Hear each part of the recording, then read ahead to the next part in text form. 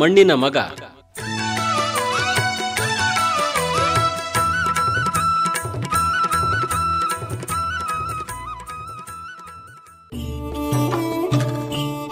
ಇವತ್ತಿನ ಈ ಕಾರ್ಯಕ್ರಮದೊಳಗ ಸಮಗ್ರ ಕೃಷಿಯಲ್ಲಿನ ಅನುಭವ ಕುರಿತು ಕಲಬುರಗಿ ಜಿಲ್ಲೆ ಅಫ್ಜಲ್ಪುರ ತಾಲೂಕಿನ ಭೋಗನಹಳ್ಳಿ ಗ್ರಾಮದ ಹಿರಿಯ ರೈತರಾದ ಅಬ್ದುಲ್ ಲತೀಫ್ ಪಟೇಲ್ ಅವರೊಂದಿಗೆ ಸಂದರ್ಶನವನ್ನ ಕೇಳೋಣ.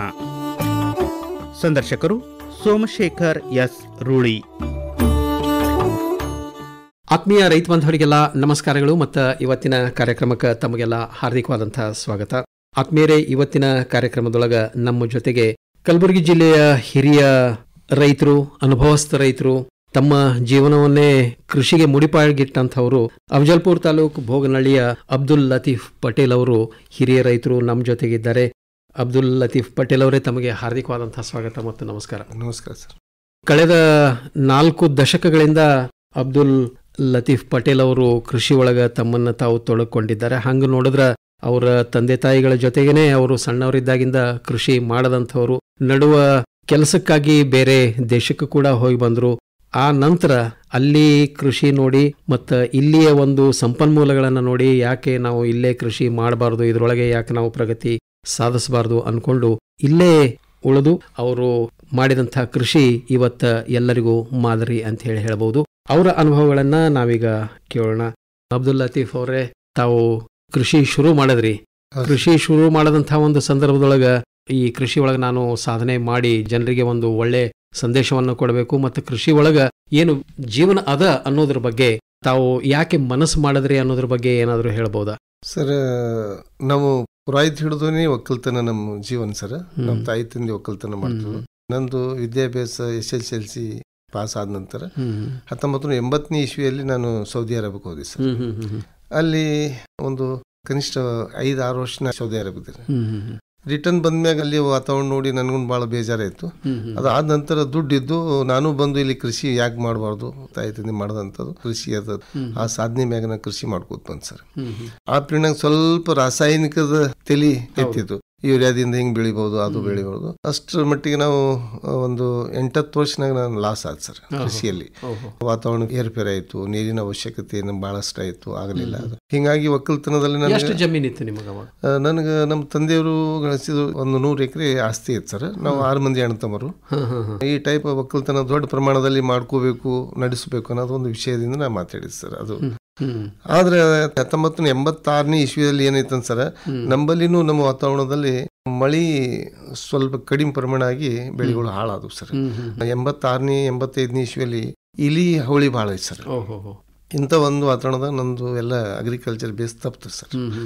ಅಂದ್ರೆ ಶುರು ಮಾಡಿದಾಗೆ ನಿಮಗೆ ಸಮಸ್ಯೆ ಚಾಲು ಆಯ್ತು ಸರ್. ಈಗ ನಾವು ಮುಂದೆ ಏನ್ ಮಾಡ್ಬೇಕು, ನನ್ಗೂ ಒಂದು ತಲೆಯಾಗ ಒಂದು ವಿಷಯಗಳು ಬಹಳ ಹಂಚ್ಕೋಬೇಕಾಗಿತ್ತು. 87, 88, 90 ಅಂದ್ರೆ 95ನೇ ಇಸ್ವಿಯಲ್ಲಿ ನಾನು ಮತ್ತೆ ಕೃಷಿಯಲ್ಲಿ ಏನಾದರೂ ಸಾಧನೆ ಮಾಡ್ಬೇಕಂದ್ರೆ ನಮ್ಮ ಇದಕ್ಕೆ ಹೋದೇವು ಸರ್. ನಾವು ಸೆರಿಕಲ್ಚರ್ ಏನೇ ಡೆವಲಪ್ ಮಾಡ್ಬೇಕನ್ನೋದು ವಿಷಯ. ರೇಷ್ಮೆ ಕೃಷಿ ಒಂದು 5 ವರ್ಷ ಮಾಡಿದ್ವಿ ಸರ್. ರೇಷ್ಮೆಯಲ್ಲಿ ಸಾಕಷ್ಟು ಮತ್ತೆ ಲಾಸ್, ಯಾಕಂದ್ರೆ ಮಟ್ಟಿಗಳು ಸರಿ ಬರಲಿಲ್ಲ ಅಥವಾ ಇಂಥವು ವಾತಾವರಣದಾಗ ಏರಿಪೇರಾಗಿ ಗೂಡುಗಳು ಎಲ್ಲ ಲಾಸ್ ಆದ್ವು ರೀ. ಅದಾದ ನಂತರ ಮಾರ್ಕೆಟ್ನ ಮತ್ತೆ ಹುಡುಕಾಡ್ಬೇಕೆ ಸರ್. ಸ್ವಲ್ಪ ಲಾಲ್ಬಾಗ್ ಬೆಂಗಳೂರು ಕಡೆ ಹೋದೆವು, ಪುಣೆ ಯೂನಿವರ್ಸಿಟಿ ಕಡೆ ಹೋದೆವು. ಹೋಗ್ತಾ ನನಗೆ ಒಂದು ಸ್ವಲ್ಪ ಏನೈತಂದ್ರೆ ಶ್ಯಾಮರಾವ್ ಪಾಟೀಲ್ ಗರೂರು ನನ್ನ ಗುರುಗಳು ಅಂತ ನಾ ಭಾವಿಸ್ಬೇಕಾದ ಸರ್. ಅವ್ರು ನನ್ನ ಕೃಷಿ ವಿಜ್ಞಾನ ಕೇಂದ್ರ ಗುಲ್ಬರ್ಗ ಕರ್ಕೊಂಬೋದು ಸರ್, ಸಂಪರ್ಕ ಮಾಡ್ತು. ಆ ದಿವಸ ಅಲ್ಲಿ ಏನಿತ್ತಂದ್ರೆ 2000 ಇಸ್ವಿಯಲ್ಲಿ ಸಾವಯವ ಕೃಷಿದ ಒಂದು ಎರಿಹುಳ ಸಾಕಾಣಿಕೆ ಒಂದು ಕಾರ್ಯಕ್ರಮ ಸರ್. ಅಲ್ಲಿ ನಮ್ಮ ಗುರುಗಳಾದ ಬೇಣಗಿ ಸರ್ ಇದ್ರು, ರಾಜು ತೆಗೀಳ್ ಸರ್ ಇದ್ರು, ಬಹಳಷ್ಟು ಮನೋಹರ್ ಸರ್ ವಿಜ್ಞಾನಿಗಳು, ಬಹಳಷ್ಟು ವಿಜ್ಞಾನಿಗಳ ಜೊತೆ ನನಗೆ ಒಂದು ಸಂಪರ್ಕ. ಮೊದಲನೇ ಸಲ ಸರ್. ಅದು ಆದ ನಂತರ ನಾವು ಟ್ರೈನಿಂಗ್ ತಗೊಂಡ ನಂತರ ನಮ್ಗೆ ಏನಾಯ್ತಂದ್ರೆ, ನಾವು ಒಕ್ಕಲ್ತನದಲ್ಲಿ ಇದೊಂದು ನಮ್ಮ ಅಗ್ರಿಕಲ್ಚರ್ ಬೇಕಾದಂಥ ಉತ್ಪಾದನೆ ಇದು ಒಳ್ಳೇದಲ್ಲಪ್ಪ ಅಂತ ನಾವು ಬೆನ್ನ ಹತ್ತೀವಿ ಸರ್. 2000 ಇಸ್ವಿಯಲ್ಲಿ ನಾವೇನ್ ಮಾಡಿದೆವು, ಎರಿಹುಳ ಸಾಕಾಣಿಕೆ ಚಾಲು ಮಾಡಿದ್ವಿ ಸರ್. ಎರಿಹುಳ ಸಾಕಾಣಿಕೆ ಆದ ನಂತರ ಮತ್ತೆ ಇಲ್ಲಿ ಸಂಪರ್ಕ ಒಂದು ಬೆಳೀತಲ್ಲ ಸರ್, ಕೃಷಿ ವಿಜ್ಞಾನ ಕೇಂದ್ರ ಸಂಪರ್ಕ ಬೆಳೆದಾಗ ಮಾರ್ಕೆಟ್ ಬಗ್ಗೆ ಬಹಳಷ್ಟು ನಾಲೆಜ್ ಹೇಳಿದ್ರು ಬೇಣಗಿ ಸರ್ ಅವರು. ಅವ್ರ ವತಿಯಿಂದ ನಾನು ಒಂದು ತರ ವಿಷಯನ ಬಂತು ಸರ್. ನನಗೆ ಒಂದ್ಸಲ ಟ್ರೈನಿಂಗ್ ಮಾಡಿ ಹೂವಿನ ಬೇಸಾಯ ನೀವು ಮಾಡ್ರಿ ಒಳ್ಳೇದಾಗ್ತದೆ ಅಂತ ಒಂದು ಸ್ವಲ್ಪ ಟ್ರೈನಿಂಗ್ ಕೊಟ್ಟರು. ಹೂವಿನ ಬೇಸಾಯ ಕೈ ಹಿಡಿದು ಸರ್. ಅಷ್ಟೇ ಅವರು ಬಿಡ್ಲಿಲ್ಲ ಸರ್. 10 ದಿನ ನನಗೆ ಅರವಾವಿ ಕಾಲೇಜ್ನಲ್ಲಿ ಟ್ರೈನಿಂಗ್ ಕೊಟ್ಟಿದ್ರು. ಅಲ್ಲಿ ಲಿಕ್ವಿಡ್ ಯಾವ ತರ ತಯಾರು ಮಾಡಬೇಕು, ಈ ಸುಗಂಧ ದ್ರವ್ಯಗಳು ಯಾವ ತರ ಬೆಳಿಬೇಕು ಅನ್ನೋದೊಂದು ಅದು ವಿಷಯಗಳು ಬಂತು ಸರ್. ಅದು ಆದ ನಂತರ ನನಗೆ ಸಾವಯವ ಕೃಷಿದೊಂದು ಬಂತಲ್ಲ ಸರ್, ಎರಿಹುಳದಲ್ಲಿ ಜೀವಾಮೃತ ಇವೆಲ್ಲ ಈ ಪದ್ಧತಿಗಳು ಅಳವಡಿಸೋದು ಕೃಷಿ ವಿಜ್ಞಾನ ಕೇಂದ್ರದಿಂದನೇ ಸರ್. ಹೆಚ್ಚಾನೆಚ್ಚಿಗೆ ನಮ್ಮ ರೈತರು ಎಲ್ಲಿ ಬದುಕಬೇಕು ಅನ್ನೋದಂದ್ರೆ ವಿಜ್ಞಾನ ಇತ್ತಂದ್ರೆ ನಾವು ಇಲ್ಲಿ ಬದುಕಲಿಕ್ಕೆ ಒಂದು ಅನುಕೂಲ ಸರ್. ಯಾಕಂದ್ರೆ ಈಗ ನಾವು ಹಳಿ ಪದ್ಧತಿಯಿಂದ ಯಾವುದೇ ಒಂದು ಒಕ್ಕಲ್ತನ ಮಾಡೋದು ಬಹಳ ಕಷ್ಟ ಆಗ್ಬಿಟ್ಟು ಸರ್. ಕೃಷಿ ವಿಜ್ಞಾನ ಕೇಂದ್ರದಾಗ ಸಾಕಷ್ಟು ಮಾರ್ಕೆಟ್ ಹಿಡಿದು ನಾವು ಯಾವ ತರ ಬೆಳೆಸಬೇಕು ಬೆಳಿಬೇಕು ಅನ್ನೋದು ವಿಷಯಗಳು ಮಾತಾಡಿದ್ರು. ನನಗೆ ಬೆಣಗಿ ಸರ್ ಸಾಕಷ್ಟು ನನಗೆ ಈ ಒಂದು ಇದ್ರಾಗ ಬೆಳೆಸ್ತದೆ ಸರ್. ಇನ್ನೂ ನನಗೆ ಏನ ಕಲಿಬೇಕನ್ನೋದು ಹಂಬಲ್ ಭಾಳ ಇರ್ತದೆ ಸರ್. ಅಲ್ಲಿ ಹೂವಿನ ಬೇಸಾಯ ಆದ ನಂತರ ನಾವು ಮತ್ತೆ ಏನ್ ಮಾಡಿದ್ವಿ ಅಂದ್ರೆ ನಮ್ಗೆ ಬೇಕಾದಂತ ಜೀವಾಮೃತ ಆಗಲಿ, ಎರಿಜಲ ಆಗಲಿ, ಅಥವಾ ಗೋಕೃಪ ಅಮೃತ ಆಗಲಿ, ಈಗ ಫಿಶ್ ಆಯಿಲ್ ಅಂತ ನಾವು ಮಾಡ್ಕೋತೀವಿ, ಮೀನಿನ ದ್ರವ್ಯಗಳು ಮಾಡ್ಕೋತೀವಿ. ಅಂದ್ರೆ ಸಾಕಷ್ಟು ಇಲ್ಲಿ ನಮ್ಮಲ್ಲಿ ಕಲೀಲಾಕ ಕೃಷಿ ವಿಜ್ಞಾನ ಕೇಂದ್ರ ಒಂದು ಮಾದರಿ ಆಗಿಬಿಟ್ಟ ಸರ್. ಎಲ್ಲಿವರೆಗೆ ನಾವು ಕೃಷಿ ವಿಜ್ಞಾನದಿಂದ ಸಂಪರ್ಕ ಇಡಲು ಅಲ್ಲಿ ನಾವು ಕೃಷಿ ಮಾಡ್ಲಿಕ್ಕೆ ಪ್ರತಿಯೊಬ್ಬ ರೈತ ಬೇಕೇ ಬೇಕು ಸರ್. ಕೃಷಿ ವಿಜ್ಞಾನ ಕೇಂದ್ರದ ಮಾರ್ಗದರ್ಶನ ಪಡ್ಕೊಳ್ಳೇಬೇಕು. ಹೌದು ಸರ್. ಯಾಕಂದ್ರೆ ಇವತ್ತಿನ ಪರಿಸ್ಥಿತಿ ಏನಂದ್ರೆ ವಾತಾವರಣ ನಮ್ ಕೈಗಿಲ್ಲ ಸರ್. ಯಾವ ವಾತಾವರಣದಾಗ ಏನ್ ಮಾಡ್ಬೇಕು ಅನ್ನೋದು ಕೃಷಿ ವಿಜ್ಞಾನ ಕೇಂದ್ರದಿಂದನೇ ನಮ್ಗೆ ಅನುಭವಗಳು ಬಂದ್ಬಿಡ್ತಾವ ಸರ್. ಅದು ಆದ ನಂತರ ಅಷ್ಟೇ ನಾವು ಬಿಡ್ಲಿಲ್ಲ ಸರ್. ನನ್ನ ಒಂದು ಛಲ ಇತ್ತು, ವಿಜ್ಞಾನಿಯವ್ರ ಜೊತೆ ಇದ್ದಾಗ ನನಗೂ ಒಂದು ಹುಮ್ಮಸ್ ಬಂತು. 2005ನೇ ಇಸ್ವಿಯಲ್ಲಿ ನನಗೆ ಧಾರವಾಡ ಯೂನಿವರ್ಸಿಟಿಯಿಂದ ಪ್ರಗತಿಪರ ರೈತರ ಒಂದು ಸರ್ಟಿಫಿಕೇಟ್, ಒಂದು ಪ್ರಶಸ್ತಿ ಕೊಟ್ಟರು ಸರ್. ಅದ ನಂತರ ಮತ್ತೆ ಹೆಚ್ಚಿನ ಹುಮ್ಮಸ್ಸೇ ಬಂತು ಸರ್. ಬರೋಬ್ಬರಿ ಜನ ನೋಡಿ ನಾವು ಮತ್ತೆ ಏನಾದ್ರು ಸಾಧನೆ ಮಾಡಬೇಕು ಅನ್ನೋದು. 2001ನೇ ಹಿಡಿದ್ರೆ ನಾವು ಈ ಸಾವಯವದಾಗ ಬಂದಾಗ ಹೂವಿನ ಬೇಸಾಯ ನಮ್ ಜೊತೆ ಬಂತು. ಅದು ಅಲ್ಲದೆ ನಮ್ಗೆ ಏನೈತಂದ್ರೆ ಅಲ್ಲಿ ಮೆಡಿಸಿನ್ಸ್ ಪ್ಲಾಂಟ್ಗಳು ಅರಬಾವಿದಾಗ ನೋಡಿದ ನಂತರ ನಮ್ಮ ಹಳ್ಳಿ ರೈತರಿಗೆ ಏನ್ ಬೇಕಪ್ಪ ಅಂದ್ರೆ ಸಾಕಷ್ಟು ನಾವು ಆರೋಗ್ಯವಂತ ಇರಬೇಕಂದ್ರೆ ನಮ್ಮಲ್ಲಿ ಇದ್ದಂತ ವಸ್ತುಗಳು ನಾವು ಯಾಕೆ ಬಳಸಬಾರ್ದು, ಬರೋಬ್ಬರಿ ಈ ವಿಷಯದಾಗ ನಾವು ಬಂದೇವ್ ಸರ್. ಈಗ ನಮ್ಮಲ್ಲಿ ನೆಗ್ಗಿನ ಮುಳ್ಳು ಸಿಗ್ಬಹುದು, ತುಳಸಿ ಎಲೆ ಸಿಗ್ಬಹುದು, ಹೊಂಗೆ ಬೀಜಗಳು ಸಿಗ್ಬಹುದು. ಇವಂತವೆಲ್ಲ ಔಷಧಿಗಳು ಗುಣ ಇದ್ದಂತ ಸಸ್ಯಗಳು ನಾವು ಯಾಕೆ ನಮ್ಮಲ್ಲಿ ಅಂದ್ರೆ ಅರಭಾವಿ ಕಾಲೇಜ್ ಒಳಗೆ ಇದ್ರ ಬಗ್ಗೆ ತಾವು ತಿಳ್ಕೊಂಡ್ರಿ? ಬಹಳ ತಿಳ್ಕೊಂಡ್ ಸರ್. ನನಗೆ ವರ್ಷಿಗೆ ಒಂದೊಂದ್ಸಲ ನಮ್ಮ ಸರ್ ಆದವರು ಅರಿಭಾವಿ ಕಟ್ಟಿಮನಿ ಸರ್ ಅದಕ್ಕೆ ಒಬ್ಬರಿದ್ರು ಸರ್, ಬೆಣಗಿ ಸರ್ ಅವ್ರ ಕ್ಲಾಸ್ಮೇಟ್ ಅಂತ. ಅವ್ರ ಜೊತೆ ನಾನು ಈ ಕೆಲಸ ಬಹಳ ಹಂಚ್ಕೊಂಡ್ ಸರ್. ಇವತ್ತು ನನಗೇನಾಗ್ಯದ ಸರ್, ಈ ಒಕ್ಕಲ್ತನದಲ್ಲಿನೇ ನಮ್ಮ ಒಕ್ಕಲ್ತನ ಜನ ಆರೋಗ್ಯವಂತ ಇರಬೇಕಾದ್ರೆ ನಮ್ಮಲ್ಲಿ ಅಶ್ವಗಂಧ ಬೆಳಿಬಹುದು, ತುಳಸಿ ಬೆಳಿಬಹುದು, ಸಾಕಷ್ಟು ಔಷಧಿ ಸಸ್ಯ ನಮ್ಮಲ್ಲಿ ನಮ್ಮ ಭೂಮಿಯಾಗ ನಾವು ಬೆಳೆದು ತೋರಿಸಬಹುದು. ಈಗ ನಾವು ಕಿಡ್ನಿ ಸ್ಟೋನ್ ಸಲುವಾಗಿ ಔಷಧ ಕೊಡ್ತೀವಿ ಸರ್, ಮೊಲಾದಿ ಸಲುವಾಗಿ ಕೊಡ್ತೀವಿ. ಅದು ಅಲ್ಲದೆ ನಾವು ಸಾಕಷ್ಟು ಜನ ಈ ಏನು ನಿಧಿ ಬರಲಾದಂತ ಸಮಸ್ಯೆಗಳು, ಇಂಥ ಕಾಯಿಲೆಗಳಿಗೆ ನಾವು ನಮ್ಮಲ್ಲಿ ಇದ್ದಂತ ವಸ್ತುಗಳು ನಾವು ಬಳಸಿ ಆರೋಗ್ಯವಂತರಾಗಿ ಇರಬೇಕು ಅನ್ನೋದು ಒಂದು ಈ ಒಂದು ಕೃಷಿ ವಿಜ್ಞಾನ ಕೇಂದ್ರದ ನಾನು ಕಲಿತೆ ಸರ್. ನನಗೆ ಸ್ವಲ್ಪ ಅನುಭವ ಇತ್ತು. ಅದ್ರ ಜೊತೆ ಕೃಷಿ ವಿಜ್ಞಾನ ಕೇಂದ್ರದವರು ಸಾಕಷ್ಟು ಇವತ್ತು ರಾಯಚೂರು ಯೂನಿವರ್ಸಿಟಿ ಆಗಲಿ, ಧಾರವಾಡ ಯೂನಿವರ್ಸಿಟಿ ಇದು ಒಂದು ಔಷಧ ಬಗ್ಗೆ ನಮ್ಗೆ ಒಂದು ತರಬೇತಿ ಕೊಟ್ಟರು. ಇನ್ನೂ ಒಂದು ತರಬೇತಿ ನಾವು ಕೊಡ್ರಿ ಅದಕ್ಕೆ ಈಗ ನಮ್ಮ ಕಲ್ಯಾಣ ಕರ್ನಾಟಕದ ಪಾರಂಪರಿಕ ವೈದ್ಯ ಪರಿಷತ್ತವರು ಕೃಷಿ ವಿಜ್ಞಾನ ಕೇಂದ್ರದ ಹೋದಾಗ ರಾಜು ತೆಗೇಡಿ ಸರ್ ಅವರು ಮತ್ತು ನಮ್ಮ ರಾಯಚೂರು ಯೂನಿವರ್ಸಿಟಿ ಕುರುಬೂರು ಸರ್ ಅವರು ಇವರು 250 ಜನರಿಗೆ ಒಂದೇ ಟೈಮ್ನಾಗ ನಾವು ನಿಮ್ಗೆ ಈ ಮೆಡಿಸಿನ್ಸ್ ಪ್ಲಾಂಟ್ ಬಗ್ಗೆ ನಾವು ತಿಳಿಸ್ಕೊಡ್ತೀವಿ ಅಂತ ಒಪ್ಕೊಂಡ್ರು ಸರ್. ಇವತ್ತಿನ ಒಂದು ಯುಗದಲ್ಲಿ ರಾಸಾಯನಿಕ ಕೃಷಿಯಲ್ಲಿ ಮತ್ತು ಇವತ್ತು ಔಷಧಿಯ ಬಗ್ಗೆ ನಾವು ಗೌರವ ನೋಡಿದ್ರೆ ರೈತರ ಬಳಿ ಇದ್ದಂತ ವಸ್ತುಗಳು ನಾವು ಬಳಸಿ ಆರೋಗ್ಯವಂತರಾಗಿ ಇರಬೇಕು ಅನ್ನೋದು ಒಂದು ಅನಿಸಿಕೆ. ಬರೋಬ್ಬರಿ. ಈಗ ರೈತನ ಹೊಲದ ಸುತ್ತಮುತ್ತಲು ಏನು ಬೆಳೀತಾ ಇದ್ದಾವ ಅವು ಕೂಡ ಸಾಕಷ್ಟು ಔಷಧೀಯ ಸಸ್ಯಗಳು. ತಾವು ಹೇಳಿದ್ರೆ ಈಗ ನೆಗ್ಗಿನ ಮುಳ್ಳು ಅನ್ನುವಂಥದ್ದು ಅದು ಸಾಕಷ್ಟು ಪ್ರಮಾಣದೊಳಗೆ ಎರಿ ಭೂಮಿಯೊಳಗೆ ಬೆಳೆದೇ ಬೆಳೀತದ. ಅದನ್ನು ನಮ್ಮ ರೈತರು ಅಥವಾ ನಮ್ಮ ಸಾರ್ವಜನಿಕರು ಯಾವ ರೀತಿ ಉಪಯೋಗ ಮಾಡ್ಕೋಬೇಕು ಅನ್ನುವಂಥ ಒಂದು ಜ್ಞಾನ ಏನದಲ್ಲ ಅದು ನೀವು ತಗೊಂಡು ಬೇರೆಯವ್ರಿಗೂ ಕೂಡ ನೀವು ಅದ್ರ ಬಗ್ಗೆ ತಿಳಿಸಿ ಹೇಳಿ ಅವರಿಗೂ ಕೂಡ ಸಹಾಯ ಮಾಡ್ತಾ ಇದ್ದೀರಿ ತಾವು. ಬಿಲ್ಕುಲ್ ಸರ್. ಯಾಕಂದ್ರೆ ಈಗ ನಮ್ಮ ಕಲ್ಯಾಣ ಕರ್ನಾಟಕ ಪಾರಂಪರಿಕ ವೈದ್ಯ ಪರಿಷತ್ ನಮ್ದು ಏನದಂದ್ರೆ ಸರ್ ಇದೇ ಒಂದು ಗುರಿ ಅದ ಸರ್. ನಮ್ಗೆ ಸಸ್ಯಗಳು ಉಳಿಸಿ ಬೆಳೆಸಬೇಕಾಗ್ಯದ ಸರ್. ಯಾಕಂದ್ರೆ ನಿಸರ್ಗದಲ್ಲಿ ಬಹಳಷ್ಟು ಹಾಳಾಗಿ ನಡೆದ ಸರ್. ನಾವು ರೈತರು ಏನ್ ಮಾಡ್ಲಿಕತ್ತೀವಿ ಅಂದ್ರೆ ಜಮೀನಲ್ಲಿ ಮತ್ತು ಬದುವಿಯಲ್ಲಿ ಇದ್ದಂತ ಸಸ್ಯಗಳು ಈ ರಾಸಾಯನಿಕ ಎಣ್ಣೆ ಹೊಡೆದು ಎಲ್ಲ ಸತ್ ಹೊಡ್ಲಕ್ಕ ಸರ್. ಮುಂದೆ ಬರಹಂತ ಕಾಲದಲ್ಲಿ ಈ ಸಸ್ಯಗಳು ನೋಡ್ಲಕ್ಕೂ ಸಿಗಲ್ಲ ಸರ್. ಈಗ ಒಂದು ಆನೆ ನೆಗ್ಗಿನ ಮುಳ್ಳು ಎಷ್ಟು ದೊಡ್ಡ ಕೆಲಸ ಮಾಡ್ತಂದ್ರೆ ಕ್ಯಾಲ್ಸಿಯಂ ಪ್ರೊಡಕ್ಷನ್ ಮಾಡೋದಂತ ಶಕ್ತಿ ಅದರಲ್ಲಿ ಅದ ಸರ್. ಈಗ ನಮ್ಮ ನೆಲನೆಲ್ಲಿ ನಾವು ಒಂದು ಹಿಡಿ ತಿಂದ್ವಿ ಅಂದ್ರೆ ನೀವು ಗ್ಲಾಸ್ನು ಕರಗಬಹುದು ಸರ್, ಸ್ಟೋನ್ ಕರಗಬಹುದು ರೀ. ಇದರಲ್ಲಿ ಇಂಥವು ನೈಸರ್ಗಿಕ ಶಕ್ತಿಗಳು ಅವ ಸರ್. ಇದಕ್ಕೆ ನಾವು ಉಳಿಸ್ಬೇಕಾಗಿ ಸರ್ ಅಷ್ಟೇ. ಇದು ಪಾರಂಪರಿಕ ವೈದ್ಯ ಪರಿಷತ್ ಇದೊಂದು ಸಾಧನೆ ಮಾಡಿ ಗುಲ್ಬರ್ಗ ಮತ್ತು ಧಾರವಾಡ ರಾಯಚೂರು ಯೂನಿವರ್ಸಿಟಿ ಅವರು ನಮ್ಗೇನು ಹೆಲ್ಪ್ ಮಾಡ್ಲಾಕತ್ತಾರೆ ವಿಜ್ಞಾನಿಗಳು ಸರ್. ನಾವು ಮಾದರಿಯಾಗಿ ಬೆಳೆದು ಪ್ರತಿಯೊಬ್ಬರ ಮನೆ ಮುಂದೆ ಇದೊಂದು ಸಸ್ಯ ಬೆಳೆಸಿದ್ರೆ ಎಲ್ಲ ಆರೋಗ್ಯವಂತವಾಗಿ ಇರಬಹುದು ಅಂತ ಒಂದು ಅನಿಸಿಕೆ. ಈಗೇನು ತಾವು ಹೂವಿನ ಬೇಸಾಯ ಶುರು ಮಾಡಿದ್ರಿ, ಅದ್ರ ಜೊತೆಗೆ ಈ ಔಷಧೀಯ ಸಸ್ಯಗಳನ್ನು ಕೂಡ ತಾವು ಬೆಳಿತಾ ಇದ್ದೀರಿ. ಈಗ ಹೆಂಗಂದ್ರೆ ಫಾರ್ ಎಕ್ಸಾಂಪಲ್ ಸರ್, ಈಗ ತುಳಸಿ ನಂಬಲ್ಲಿ ನಮ್ಮ ಹೊಲದಾಗ ಎಲ್ಲೆಲ್ಲಿ ಒಂದ್ ಸ್ವಲ್ಪ ಚೂರು ಹಾಕ್ತಿವಿ ಸರ್. ತುಳಸಿ ನಮ್ಗೆ ಬೇಕೇ ಬೇಕ್ರಿ. ಅದು ಅಲ್ಲದೆ ನೆಗ್ಗಿನ ಮುಳ್ಳು, ಆನೆ ನೆಗ್ಗಿನ ಮುಳ್ಳು ಮತ್ತು ನೆಗ್ಗಿನ ಮುಳ್ಳು ಎರಡು ವ್ಯತ್ಯಾಸಗಳು ಆಗ್ತವೆ ಸರ್. ಅದನ್ನು ಬೆಳಿತೀವಿ ಸರ್. ಅದು ಅಲ್ಲದೆ ಮತ್ತೆ ಈಗ ನೆಲನೆಲ್ಲಿ ಏನ ಸರ್, ಅಲ್ಲಿ ನಾವು ಬೀಜ ಹಾಕಿಬಿಡ್ತೀವಿ ಸರ್. ನೆಲನೆಲ್ಲಿ ಯಾವಾಗೂ ನಾವು ಕಾಯಿಲೆಗಳಿಗೆ ಕೊಡ್ತೀವಿ ಸರ್. ಜಾಂಡೀಸ್ ಸಲುವಾಗಿ ನೆಲನೆಲ್ಲಿ ಕೊಡ್ತೀವಿ, ಅಥವಾ ಕಿಡ್ನಿ ಸ್ಟೋನ್ ಇತ್ತಂದ್ರೆ ನೆಲನೆಲ್ಲಿ ಕೊಡ್ತೀವಿ ಸರ್. ಇಂಥವು ಅಂದ್ರೆ ಸಣ್ಣ ಪುಟ್ಟ ಔಷಧಿಗಳು ನಾವು ಏನ್ ಮಾಡ್ಕೋಬೇಕಿತ್ತು ನಮ್ಮ ಭೂಮಿಯಾಗೆ ಇದ್ದೀವಿ ಸರ್. ಇಂಥವು ಬೆಳ್ಕೊಂಡ್ರೆ ಪ್ರತಿಯೊಬ್ಬ ರೈತನು ಆರೋಗ್ಯವಂತಾಗಿ ಇರ್ಬೋದು ಸರ್. ಈಗೇನು ತಾವು ಜ್ಞಾನ ತಗೊಂಡಿರಿ, ಔಷಧೀಯ ಸಸ್ಯಗಳ ಜ್ಞಾನ, ಇದನ್ನ ಏನು ತಾವು ಪ್ರಾಕ್ಟೀಸು ಮಾಡ್ತಾ ಇದ್ದೀರಿ, ಕೊಡ್ತಾ ಇದ್ದೀರಿ ಔಷಧ, ಯಾರಿಗೆ ಸಮಸ್ಯೆ ಆದವ್ರಿಗೆ ಕೊಡ್ತಾ ಇದ್ದೀರಿ. ನಿಮ್ಮ ಮನೆಯೊಳಗಾಗ್ಲಿ ಅಥವಾ ನಿಮ್ಮ ಸುತ್ತಮುತ್ತಲು ಯಾರು ಆಸಕ್ತರಿದ್ದಾರೆ ಅವರಿಗೆ ಇದನ್ನ ಕಲಿಸಿಕೊಡುವಂತಹ ಒಂದು ಕೆಲಸ ತಾವು ಮಾಡ್ತಾ ಇದ್ದೀರಿ. ನಾವು ಏನ್ ಮಾಡ್ತೀವಿ ಸರ್, ಮಂತ್ಲಿ ಒಂದ್ಸಲ 2 ಸಲ ಒಂದೊಂದು ಹಳ್ಳಿದಾಗ ಒಂದ್ ಸಣ್ಣ ಪ್ರೋಗ್ರಾಮ್ ಮಾಡ್ತೀವಿ ಸರ್. ಅದೇ ಊರವ್ರು ಯಾರೇ ಒಬ್ಬರಿಗೆ ವೈದ್ಯರು ಇದ್ರೆ ಅವರಿಗೆ ಒಂದ್ ಸ್ವಲ್ಪ ಹೆಚ್ಚಿಗೆ ಜ್ಞಾನ ಕೊಟ್ಟು ಆ ಊರನವರಿಗೆ ಎಲ್ಲ ತಿಳಿಸ್ಕೊಡ್ತೀವಿ ಸರ್. ಸಪೋಸ್ ನೋಡ್ರಿ, ಈಗ ನಮ್ಮಲ್ಲಿ ಸಿಗಂತ ವಸ್ತು ಅಂದ್ರೆ ಪ್ರತಿಯೊಂದು ಬದಿಯೂರಲ್ಲಿ ಇದ್ದಂಥದ್ದು ಒಂದು ಕೊಡಪತ್ರಿ ಅನ್ಕೆ ಬೆಳಿಬಹುದು ಸರ್. ಶುಗರ್ ಲೆಸ್ ರೀ. ಒಂದ್ 4 ಎಲೆ ತಿಂದ್ರೆ ಸಾಕು ಸರ್, ಶುಗರ್ ಡೌನ್ ಆಗ್ಬಿಡ್ತಾವ್ರಿ, ಒಂದ್ ಲೆವೆಲ್ ಬಂದ್ಬಿಡ್ತದೆ. ಉತ್ತರಾಣಿ ಸೊಪ್ಪ ಸರ್. ಇವತ್ತು ಪರಿಸ್ಥಿತಿ ಏನಂತ ಸರ್, ಡೆಲಿವರಿ ಸಲುವಾಗಿ ಸಿಜರಿಂಗ್ ಅಂತ ಹೇಳ್ತಾರೆ. ಈಗ ಹಳ್ಳಿ ರೈತರ ಮಕ್ಕಳಿಗೆ ನಾವು ಕಲಿಸ್ತೇವೆ ಅಂದ್ರೆ ಉತ್ತರಾಣಿ ಬೇರದಿಂದ ನಿಮ್ಗೆ ಶಾಶ್ವತವಾಗಿ ಡೆಲಿವರಿ ಈಸಿ ಆಗ್ತದೆ ವೈದ್ಯಕೀಯ ಪದ್ಧತಿಯಾಗಿ ಇದು ಬಂದಿದೆ ಸರ್. ಅವರಿಗೆ ನಾವು ಈ ಉತ್ತರಾಣಿ ಬಗ್ಗೆನೂ ಒಂದು ಅರಿವು ತರ್ತೀವಿ. ಈಗ ಮನೆಗೆ ಒಂದು ಚೇಳು ಕಡಿತಂದ್ರೆ ಬಹಳ ಸಮಸ್ಯೆ ಆಗ್ತದೆ. ಈಗ ಉತ್ತರಾಣಿ ಸೊಪ್ಪದಿಂದ ನಾವು ಚೇಳು ಇಳಿಸ್ತೀವಿ ಸರ್. ಅಂದ್ರೆ ಎಂಥವು ಸಣ್ಣ ಅಂದ್ರೆ ಕಾಯಿಲೆಗಳಿಗೆ ಏನ್ ಬೇಕು ಪ್ರತಿಯೊಂದು ನಮ್ಮ ಬದುವಿನಲ್ಲಿ ಇದ್ದಂತ ಔಷಧಿಗಳು ಸರ್. ಅಡ್ಡಿಲ್ಲ. ಈಗ ರೈತರ ಕೆಲಸ ಹಿಂಗಿರ್ತದಲ್ಲ, ಹೊಲದೊಳಗ ಸಾಕಷ್ಟು ಇಂಥ ತಾವು ಹೇಳ್ದಂಗೆ ಚೇಳು ಇರ್ತದ, ಹಾವು ಅವು ಇವೆಲ್ಲ, ಆಮೇಲೆ ಹುಳುಗಳು ಇಂಥವೆಲ್ಲ ಇದ್ದೇ ಇರ್ತಾವ. ಅಂಥದ್ರ ಜೋಡಿ ಕೆಲಸ ಮಾಡ್ಬೇಕಾಗ್ತದ. ಅಂತ ಸಂದರ್ಭದೊಳಗ ರೈತರಿಗೆ ಇದರ ಒಂದು ನಾಲೆಜ್ ಅಥವಾ ಜ್ಞಾನ ಇರುವುದು ಬಹಳ ಅವಶ್ಯದ. ಮತ್ತೆ ಅದರ ಚಿಕಿತ್ಸೆ ಕೂಡ ಎಲ್ಲಿ ಸಿಗ್ತದ ಅನ್ನೋದು ಕೂಡ ಬಹಳ ಮುಖ್ಯ. ಚಿಕಿತ್ಸೆ ಅದ ಅನ್ನೋದು ಒಂದ್ ಬೇರೆ, ಚಿಕಿತ್ಸೆ ಇಲ್ಲೇ ಸಿಗ್ತದ ಅನ್ನುವಂಥದ್ದು ಒಂದು ಬೇರೆ. ಈಗ ನಮ್ ಕೆಲಸನೇ ಇದೆ ಸರ್. ಅಂದ್ರೆ ರೈತರಿಗೆ ನಾವು ಯಾವ ಗಿಡದಲ್ಲಿ ಏನ್ ಸತ್ವದ ಶಕ್ತಿ ಅದ ಅವ್ರಿಗೆ ತೋರಿಸ್ಕೊಡಿದ್ರೆ ಆ ಗಿಡ ಸಂರಕ್ಷಣೆ ಮಾಡ್ತದೆ ಸರ್. ಅಂದ್ರೆ ಅವನಿಗೆ ತೋರಿಸ್ಕೊಡ್ಬೇಕಾಗಿದೆ ಸರ್. ಅದ್ರ ಸಲಕ್ಕೆ ಹಳ್ಳಿಗೆ ನಾವು ಏನ್ ಮಾಡ್ತೀವ್ರೆ, 3-4 ಹಳ್ಳಿ ಕಲ್ತು ಒಂದಿನ ಅವ್ರಿಗೆ ತೋರಿಸ್ಕೊಡ್ತೀವಿ ಸರ್. ಈಗ ಹಲ್ ಬ್ಯಾನಿ ಸಲುವಾಗಿ, ಹಲ್ ಬ್ಯಾನಿ ನೋವು ಇರ್ತಂದ್ರ ನೀರ್ ಹಿಡಿತಂದ್ರ ಗಿಡಗಳು ಅವಸರ ಅದು. ಈ ಉತ್ತರಾಣಿ ಸೊಪ್ಪಿನ ನೀವು ಮೇಲ್ದ್ರೆ ಸಾಕದ್ರಿ ಹಲ್ ಬ್ಯಾನಿ ಗಟ್ಟಿ ಆದ.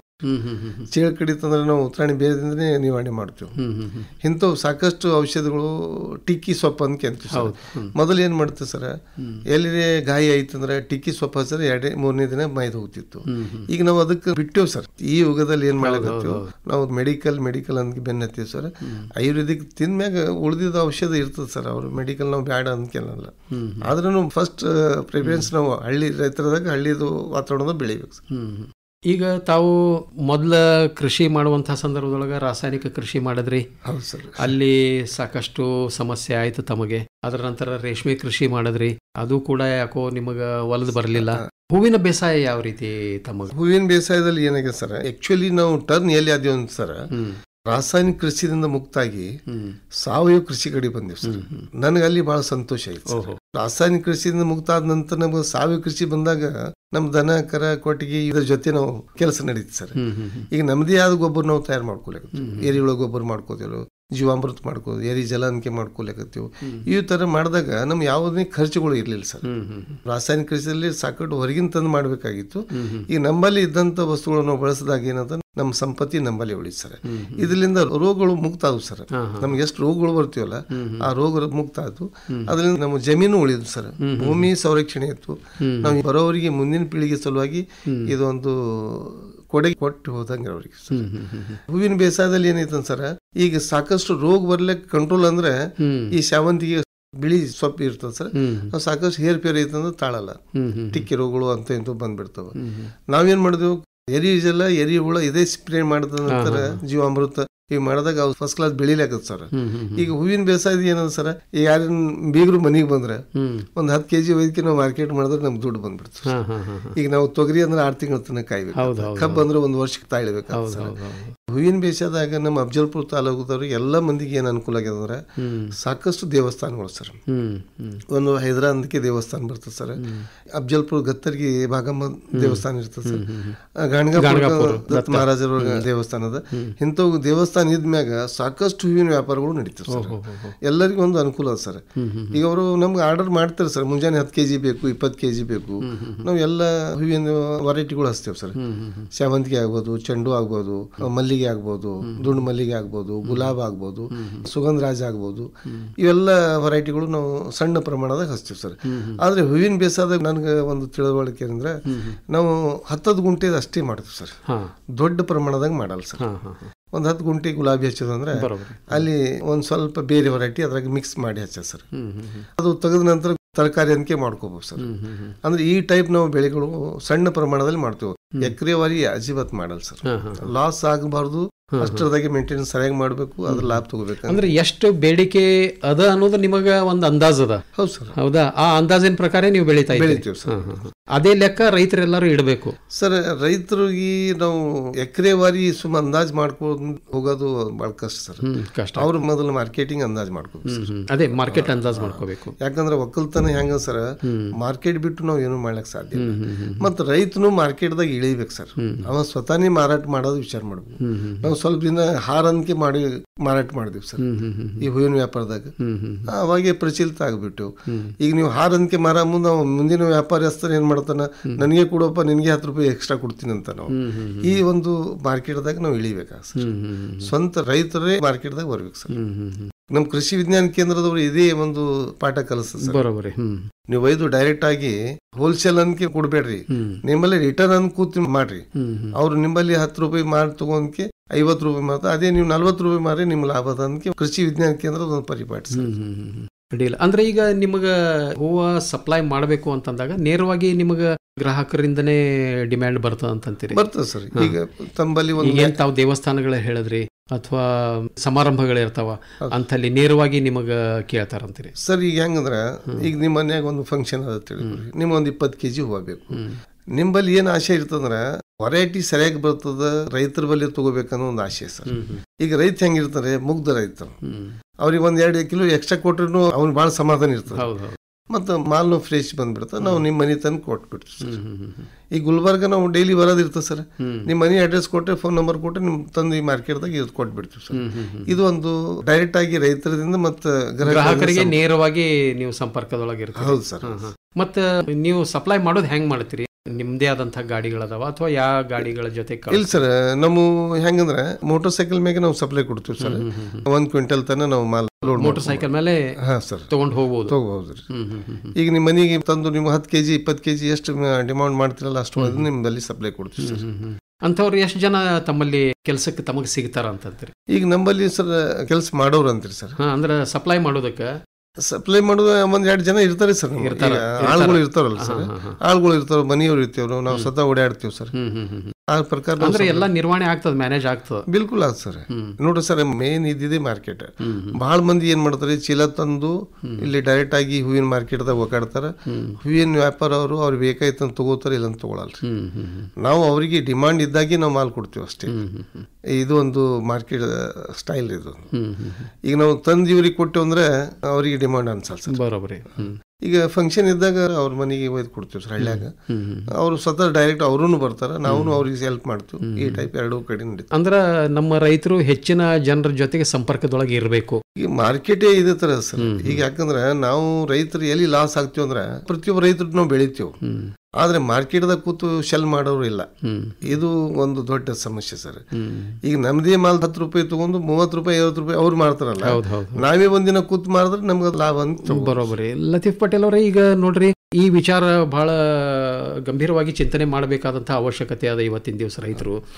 ಈಗ ನಿಮ್ಮಲ್ಲಿ ಇಂತಹ ಪ್ರಯತ್ನಗಳನ್ನ ತಾವು ಏನಾದ್ರು ಮಾಡ್ತಾ ಇದ್ದೀರಾ? ಈಗ ಯುವಕರು ಇರ್ತಾರೆ, ಅವರಿಗೆ ಕೆಲಸ ಇರುವುದಿಲ್ಲ, ಅವ್ರದೇ ಆದಂತಹ ಒಂದು ಗ್ರೂಪ್ ಮಾಡಿ ಅವರಿಗೆ ಮಾರಾಟ ಮಾಡುವಂತಹ ಒಂದು ನೆಟ್ವರ್ಕ್ ಹಾಕಿ ಕೊಟ್ರೆ, ನಿಮ್ಮ ಏನು ಹೂ ಇರಬಹುದು ಅಥವಾ ಕೃಷಿ ಉತ್ಪನ್ನ ಇರಬಹುದು, ಎಲ್ಲೆಲ್ಲಿ ಮಾರಾಟ ಮಾಡೋದಕ್ಕೆ ಸಾಧ್ಯದ, ಎಲ್ಲೆಲ್ಲಿ ಹೋಗಿ ಕೊಡೋದಕ್ಕೆ ಸಾಧ್ಯದ, ಸರಬರಾಜು ಮಾಡೋದಕ್ಕೆ ಸಾಧ್ಯದ ಅಂತ ಗ್ರೂಪ್ ಏನಾದರೂ ತಯಾರು ಮಾಡೋದಕ್ಕೆ ಸಾಧ್ಯದ ಏನೋ ಅಂತ ಹೇಳಿ ನಮ್ಮ ರೈತರೇ ಕೂಡಿ ರೈತರು ನಾವು ಗ್ರೂಪ್ ಮಾಡಿದ್ವಿ ಸರ್. ಈಗ ಆಲ್ರೆಡಿ ಈಗ ವಯಸ್ಕರ ಹುಡುಗರಿಗೆ ಏನ್ ಮಾಡಿದ್ವು, ಕೆಲ್ಸ ಇಲ್ಲ ಸರ್. ಅವ್ರು ಒಕ್ಕಲ್ತನ ಮಾಡ್ಲಾಗ ಇಂಟ್ರೆಸ್ಟ್ ಇಲ್ಲ, ಅವ್ರಿಗೆ ದುಡ್ಡು ಬೇಕು ಅಂದ್ರೆ ನಾವು ಮಾರ್ಕೆಟ್ದಾಗ ಬಿಟ್ಬಿಟ್ಟಿವಿ ಸರ್. ಬಹಳಷ್ಟು ಹುಡುಗರು ಏನ್ ಮಾಡ್ಲಾಕತ್ತಾರ ಅಂದ್ರೆ ತಕಡಿ ಕಲ್ಲು ಒಯ್ದಕ್ಕೆ ಕೂತ್ ಬಿಡೋದು ಸರ್. ಹಳ್ಳಿ ರೈತರು ಬಂದಾಗ ಅವ್ರ ಮಾಲ್ ಖರೀದಿ ತಗೊಳ್ಳೋದು, ಅವ್ರ ಮಾಲ್ ಸೆಲ್ ಮಾಡಿ ಅವ್ರಿಗೆ ಕೊಟ್ಬಿಡೋದು. ಈ ಟೈಪ್ ನಾವು ಗ್ರೂಪ್ ಮಾಡ್ಕೊಂಡಿವಿ ಸರ್. ಇವು ಹೂವಿನ ಬೇಸಾದಾಗೂ ಹಿಂಗೆ ಸರ್. ಈಗ ಸಪೋಸ್ ಒಬ್ರು ಗುಲ್ಬರ್ಗ ಬರ್ತಾರೆ ಅಂದ್ರೆ 4 ಚೀಲ ಅವ್ರ ಜೊತೆ ನಾವು ಕೊಟ್ಟು ಕಳಿಸ್ತೀವಿ ಸರ್. ಅದ್ರ ಏನ್ ಖರ್ಚು ಬರ್ತದೆ ಕಟ್ ಮಾಡ್ತೀವಿ, ಅವ್ರಿಗೆ ಕೊಟ್ಬಿಡ್ತೀವಿ ಸರ್. ಈ ಟೈಪ್ ಒಂದು ಗ್ರೂಪ್ ಮಾಡ್ಕೊಂಡು ಇದು ಮಾಡಿ ಸರ್. ಹಳ್ಳಿ ರೈತರಿಗೆ ಒಂದು ಗ್ರೂಪ್ ಐತಿದ್ರೆ ಮಾತ್ರ ಲಾಭ ಅದ ಸರ್. ಅಲ್ಲಿ ತನ ಲಾಭ ಇಲ್ಲ. ಒಬ್ಬೊಬ್ಬರೇ ಈ ಕೆಲಸ ಮಾಡೋದು ಆಗಂಗಿಲ್ಲ. ಸಾಮೂಹಿಕವಾಗಿ ನಾವು ಕೆಲಸ ಮಾಡಿದ್ರೆ ನಮಗೆ ಸರಳ ಆಗ್ತದ, ಆಮೇಲೆ ನಾವು ಎಲ್ಲಿ ಮೋಸ ಹೋಗಂಗಿಲ್ಲ. ಇದು ಬಹಳ ಇಂಪಾರ್ಟೆಂಟ್ ಸರ್. ಕೃಷಿ ವಿಜ್ಞಾನ ಕೇಂದ್ರದಿಂದ ನಮ್ಗೆ ಏನ್ ಅನುಭವಗಳು ಬರ್ತಾವ ಸರ್, ಅವ್ರು ಸ್ವತಃನೇ ಇದಕ್ಕೆ ಒಂದು ಅನುಭವ ಹಂಚ್ಕೊಳಕತ್ತಾರ ಸರ್. ಯಾವ ಟೈಪ್ ಏನ್ ಮಾಡ್ಬೇಕು ಅಂದ್ರೆ ಡಿಮಾಂಡ್ ಎಷ್ಟು ಆಗ್ಲತ್ತ ನೋಡಿ ಸರ್. ಕೃಷಿ ವಿಜ್ಞಾನ ಕೇಂದ್ರದಿಂದ ನಾವು ಲಿಂಕ್ ಇಟ್ಟಾಗ ಅವ್ರಿಗೆ ಏನ್ ಡಿಮಾಂಡ್ ಬರ್ತದ, ದೊಡ್ಡ ಅಧಿಕಾರಿಗಳಿಗಾಗಲಿ, ಬೇರೆಯವ್ರಾಗಲಿ, ವ್ಯಾಪಾರಸ್ಥರಾಗಲಿ, ಒಕ್ಕಲ್ತನ ಇದ್ದವ್ರಿಗೆ ನಮ್ಮಂತವ್ರಿಗೆ ಮಾರ್ಕೆಟ್ ಹಾದಿ ಕೊಟ್ಬಿಡ್ತದೆ. ಈಗ ಅವ್ರ ಫೋನ್ ಮುಖಾಂತರ ಹೇಳ್ತಾರೆ, ಈ ವಿಜ್ಞಾನ ಕೇಂದ್ರದಾಗ ಯಾರು ನಿಮ್ಗೆ ಅವಶ್ಯಕತೆ ಅಂದ್ರೆ ಪಟೇಲ್ ಅವ್ರ ಬಳಿ ಒಂದು 20 kg ಹೂವು ಹೇಳ್ರಿ ಸರ್, ನಾವು 20 kg ನಿಮ್ಮ ಮನೆಗೆ ತಂದು ಮುಟ್ಟಿಸ್ತೀವಿ. ಅಂದ್ರೆ ಇಲ್ಲಿ ವ್ಯತ್ಯಾಸ ಏನಾದ ಸರ್, ನಾವು ಮಾರ್ಕೆಟ್ ಸೆಲ್ ಮಾಡ್ದಂಗೆ ಇತ್ತು, 4 ದುಡ್ಡು ನಮ್ ಗಳಿಕೆ ಆದಂಗೆ ಇತ್ತು. ನೀವು ಮನ್ಯಾಗ ಕೂತಲ್ಲಿ ನಿಮ್ಗೆ ನಾವು ಸಪ್ಲೈ ಕೊಟ್ಟಂಗೆ. ಇದು ಒಂದು ಮಾರ್ಕೆಟ್ ಒಳ್ಳೆ ಗುಣಮಟ್ಟದ ಹಂಚ್ತೀವಿ ಉತ್ಪನ್ನ ಆಗಲಿ ನೀವು ಕೊಡೋದಕ್ಕೆ ಅನುಕೂಲ ಆಗ್ತದೆ. ನೇರವಾಗಿ ರೈತರಿಂದ ಗ್ರಾಹಕರಿಗೆ ಈ ರೀತಿ. ಇನ್ನೂ ಒಂದು ವ್ಯತ್ಯಾಸಗಳು ಏನದಂದ್ರೆ, ಈ ಟೈಪ್ ಏನು ಸಂಪರ್ಕ ಕೃಷಿ ವಿಜ್ಞಾನ ಕೇಂದ್ರ ಮಾಡ್ಯಾರ ಸರ್. ಇಲ್ಲಿ 2 ಭಾಗಗಳು ವಿಂಗಡಣೆ ಆಗಿವೆ ಸರ್. ಒಂದಂದ್ರೆ ಸಾವಯವ ಕೃಷಿ ಮತ್ತು ರಾಸಾಯನಿಕ ಕೃಷಿ. ಈಗ ಸಾವಯವ ಕೃಷಿಯಲ್ಲಿ ಬಹಳಷ್ಟು ನಮ್ಮ ರೈತರು ಭಾಗಿಯಾಗ್ಯಾರ ಸರ್. ನಾವು ಅವ್ರ ತೋಟಕ್ಕೆ ಹೋಗಿ, ಅವ್ರ ಹೊಲಕ್ಕೆ ಹೋಗಿ ಅವರಿಗೆ ಆರ್ಗ್ಯಾನಿಕ್ ಫಾರ್ಮಿಂಗ್ ಯಾಕೆ ಮಾಡಬೇಕಾಗ್ಯದ, ಮುಂದಿನ ಫ್ಯೂಚರ್ ಏನು.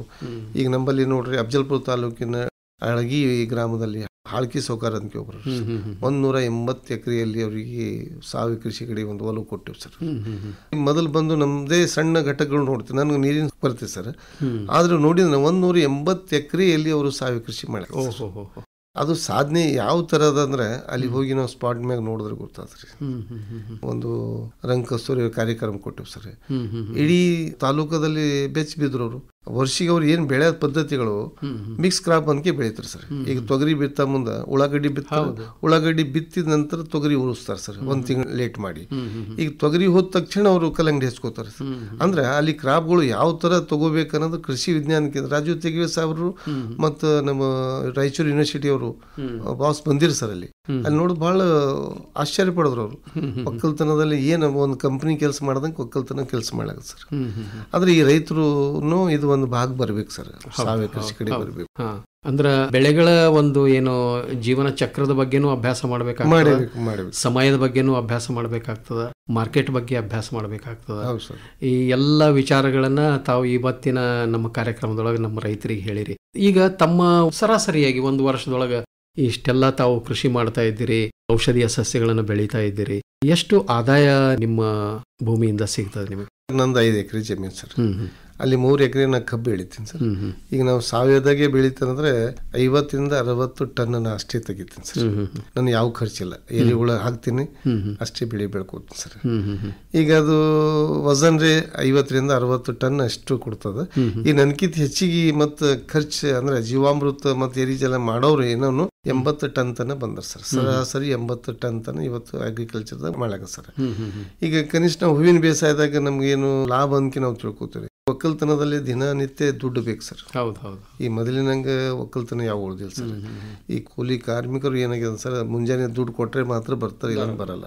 ಅಂತ ಪೊಸಿಷನ್ಯಾಗ ನಾವು ಏನ್ ಮಾಡ್ತೀವಿ ಸರ್, ಈ ಕಬ್ಬಿನ ಉಳಿತಾಯ ಏನ್ ಮಾಡ್ತೀವಿ ಅಂದ್ರೆ 1 ವರ್ಷನಾಗ ದುಡ್ಡು ಬರ್ತಾವ ಅಂದ್ರೆ ಈ ಹೂವಿನ ಬೇಸಾಯಾಗ ನಾವು ಚಲನಕ್ಕೆ ನಾವು ಕೆಲಸ ಮಾಡ್ಕೊತ ಹೋಗ್ತೀವಿ ಸರ್.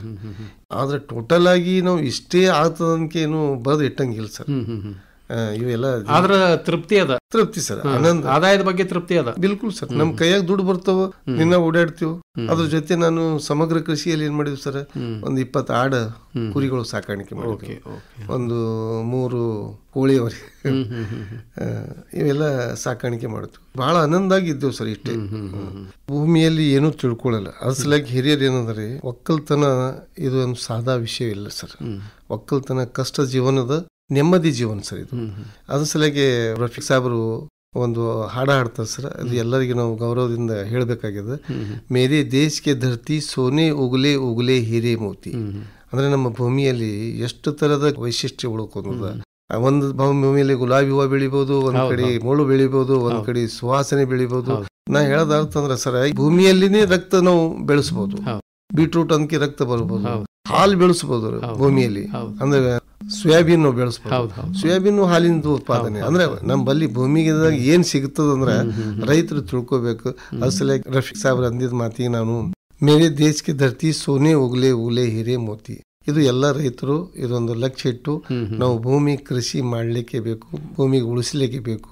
ಕೃಷಿದಿಂದನೇ ಲಾಭ, ಕೃಷಿಯಿಂದನೇ ಜೀವನ. ಬಹಳ ಒಳ್ಳೆ ಮಾತು ಹೇಳಿದ್ರಿ, ಸಂತೋಷ ಆಯ್ತು. ಅಬ್ದುಲ್ ಲತೀಫ್ ಪಟೇಲ್ ಅವರೇ, ಆತ್ಮೀಯರೇ, ಇಲ್ಲಿ ತನಕ ಏನು ಪಟೇಲ್ ಅವ್ರ ಜೊತೆಗೆ ತಾವು ಸಂದರ್ಶನ ಕೇಳಿದ್ರಿ, ಮಾತುಗಳನ್ನು ಕೇಳಿದ್ರಿ. ಅವ್ರನ್ನ ತಾವು ಮಾತಾಡಿಸಬಹುದು. ಅವರ ಮೊಬೈಲ್ ನಂಬರ್ನ ನಾನು ಒಂದ್ಸಲ ಹೇಳ್ತೀನಿ, ತಾವು ಬರ್ಕೊಳ್ಬಹುದು. 9901359107 ಈ ನಂಬರಿಗೆ ಸಂಪರ್ಕ ಮಾಡಿ ಅವರ ಅನುಭವಗಳನ್ನು ತಾವು ಕೇಳಬಹುದು. ಒಳ್ಳೆಯದು ಅಬ್ದುಲ್ ಲತೀಫ್ ಪಟೇಲ್ ಅವರೇ, ಇಲ್ಲಿ ತನಕ ನಮ್ಮ ಎಲ್ಲ ರೈತ ಬಾಂಧವರ ಜೊತೆಗೆ ತಮ್ಮ ಇಡೀ ಕೃಷಿ ಜೀವನದ ಅನುಭವಗಳನ್ನು ಹಂಚಿಕೊಂಡಿದ್ದೀರಿ. ಏನು ನಮ್ಮ ರೈತರು ತಪ್ಪು ಮಾಡ್ತಾ ಇದ್ದಾರೆ, ಏನು ಮಾಡಬೇಕು ನಾವು ಆ್ಯಕ್ಚುಲಿ ಅನ್ನೋದ್ರ ಬಗ್ಗೆ ಸಾಕಷ್ಟು ವಿಸ್ತಾರವಾದಂತಹ ಅನುಭವಗಳನ್ನು ತಾವು ಹಂಚಿಕೊಂಡಿದ್ದೀರಿ. ಅದಕ್ಕಾಗಿ ತಮಗ ಧನ್ಯವಾದಗಳು. ನಮಸ್ಕಾರ. ನಮಸ್ಕಾರ. ಈ ತನಕ ಸಮಗ್ರ ಕೃಷಿಯಲ್ಲಿನ ಅನುಭವ ಕುರಿತು ಕಲಬುರಗಿ ಜಿಲ್ಲೆ ಅಫ್ಜಲ್ಪುರ ತಾಲೂಕಿನ ಭೋಗ್ನಳ್ಳಿ ಗ್ರಾಮದ ಹಿರಿಯ ರೈತರಾದ ಅಬ್ದುಲ್ ಲತೀಫ್ ಪಟೇಲ್ ಅವರೊಂದಿಗೆ ನಡೆಸಿದ ಸಂದರ್ಶನ ಕೇಳಿದಿರಿ. ಇವರನ್ನ ಸಂದರ್ಶಿಸಿದವರು ಸೋಮಶೇಖರ್ ಎಸ್ ರೂಳಿ.